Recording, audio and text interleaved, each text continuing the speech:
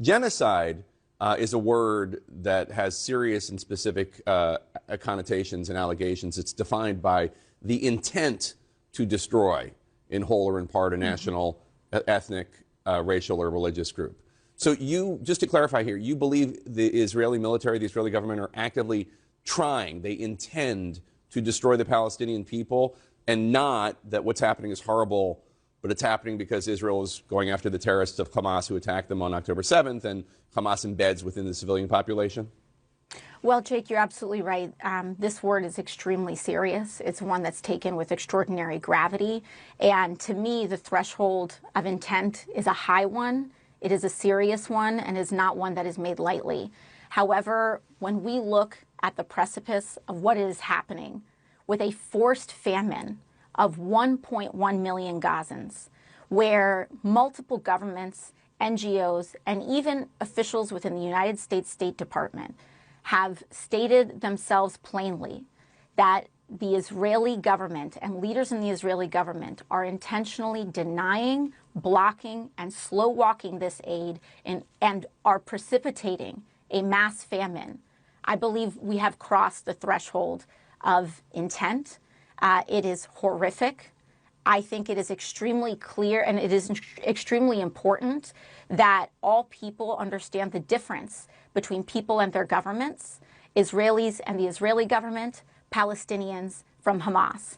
But what we are seeing here, I think, with a forced famine is beyond our ability to deny or explain away.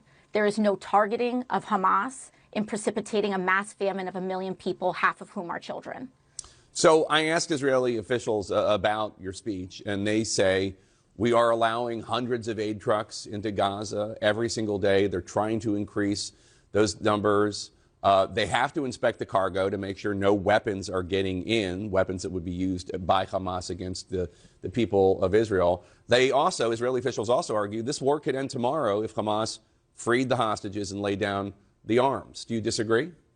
I do disagree, because when we are talking about famine, the actions of Hamas should not be tied to whether a 3-year-old can eat.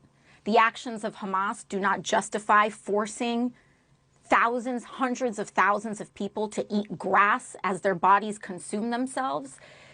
We and the Israeli government has a right to go after Hamas. But we are talking about a population of millions of innocent Palestinians. We are talking about collective punishment, which is injustifiable. And the excuses that the Israeli government is giving about what they are and are not allowing simply do not square with what the UK government is stating, with what international aid organizations are stating, and even what our own State Department officials are stating, which is that they are not allowing aid to go through. When they're talking about inspections, we're talking about U.S. aid, the United States aid.